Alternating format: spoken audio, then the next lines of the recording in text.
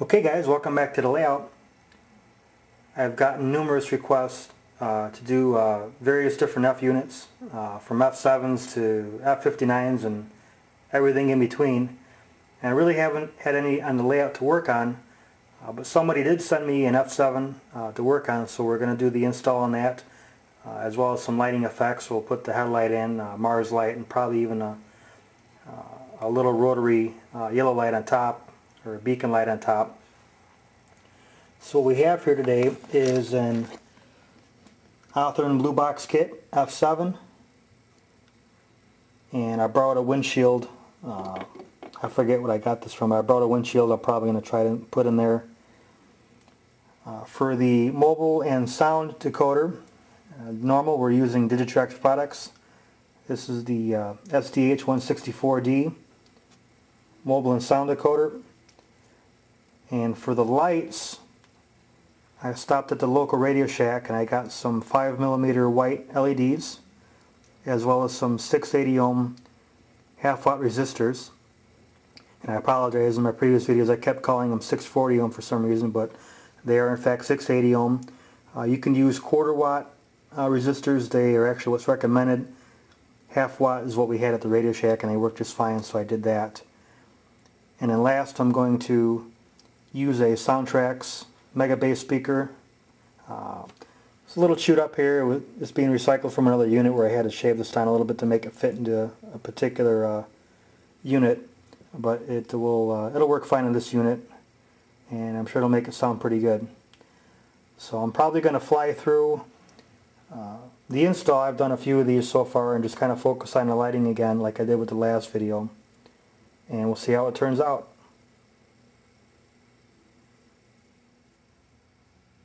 Okay, next thing you're going to do, of course after removing the shell and the weight, if it comes with one, is to remove the clip from the top of the motor or mechanism, removing the motor itself as well as its mounts, and then isolating. I use a piece of electrical tape, the bottom of the frame or chassis, so when the motor is put back here it's isolated from the frame, and removing the little tabs that were down here that used to make contact to that part of the chassis or frame.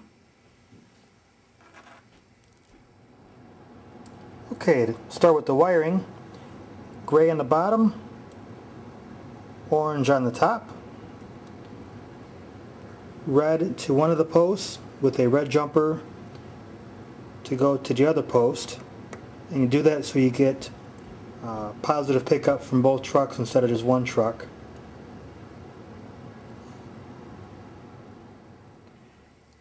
And after that, we solder our red jumper, and in this case I soldered the black to the holder for the cab light that used to be here. I've shown black in a few different spots. I've shown it where I've removed the side frame of the truck and soldered it to the truck. I've shown where I've soldered or sanded a part of the frame and soldered it to the part of the frame, and in this case I did it right here. It works just as well. A lot of times this post is usually right here in the front of the locomotive. This it's here on the side. It's an older one. But any of those work fine. And ready for a bench test, and we can move on to the lighting. Okay, so the bench test was good. The remaining wires are blue, violet, green, white, and yellow. And they're pretty much for other DCC functions, be it operating fan or smoke machine, or in this case we're going to be using for lighting. The blue is a common positive. The yellow is normally designated for the rear headlight. The white is normally designated for the front headlight, and the violet and green can be any other lighting effects that you like, be it the ditch lights or Mars light or beacons, etc. And that's what I'm going to use them for.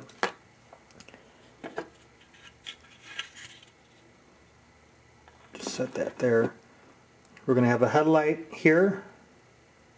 We're going to have the Mars light or beacon here, and I'm going to have a rotary light here at the top that I'm going to have to drill through the shell, and that will occupy all of the wires. I'm not going to have a rear headlight, so I get to use the yellow wire, which I would normally use for the rear, for the top, and I'll just program the CVs accordingly to give it the appropriate effect.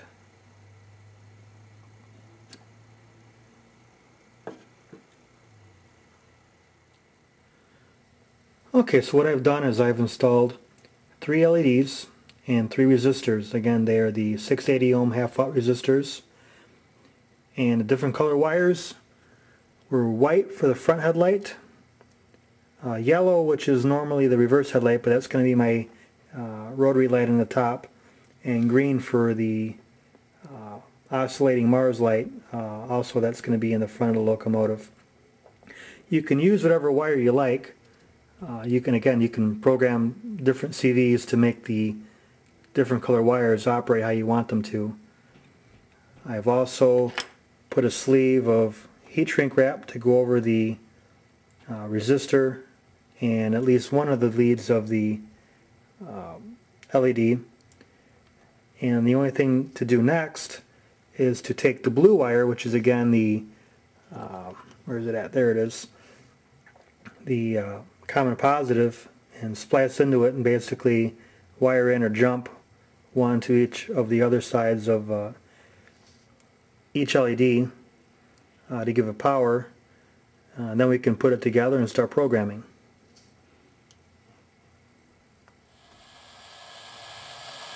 Okay, so I've attached the blue wire to the headlight, and I just daisy chained it onto the other 2 lights. And I'm starting to do some CV programming, and I'll go over that in just a moment.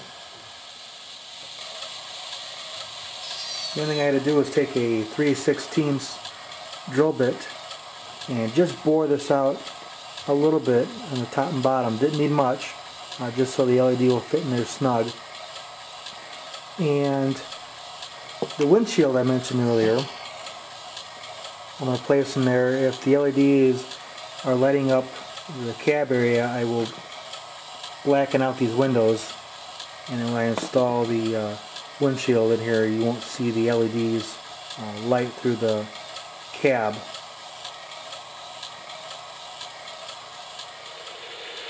Okay, so I've placed the 3 LEDs into the locomotive shell.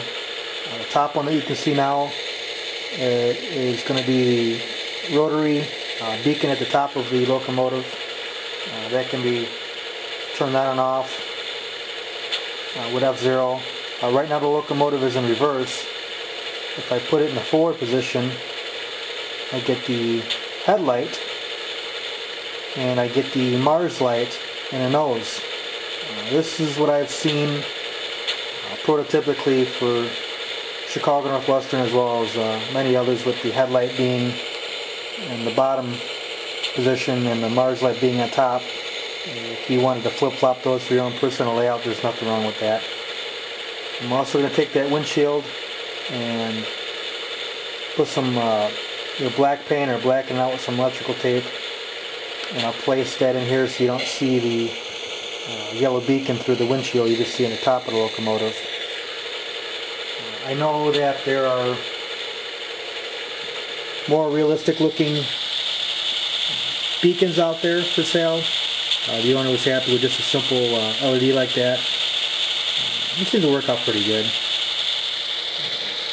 I was able to pick up a pack of those for I think $2 or $3, so it worked out pretty good. I've also installed the Soundtrack's speaker, and I've downloaded a custom sound file for this. It's not my file, it's one I got from the Digitrack's website. All I did was change the horn at the owner's request.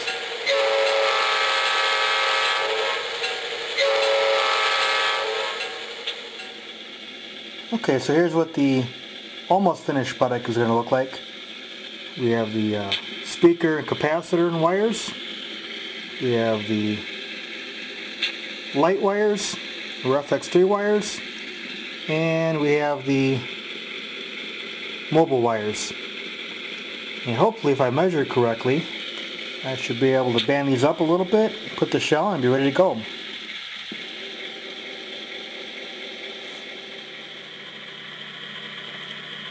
Okay, here's what I use to program my CVs.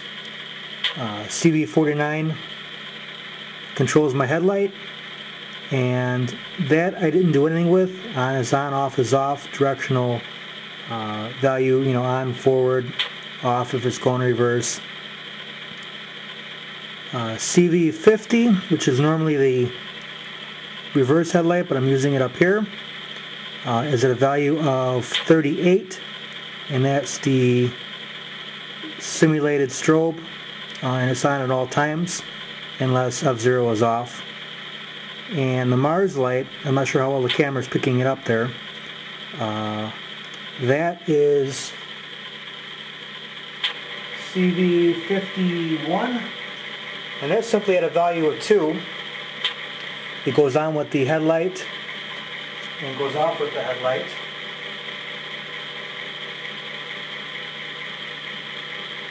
And again, this is in reverse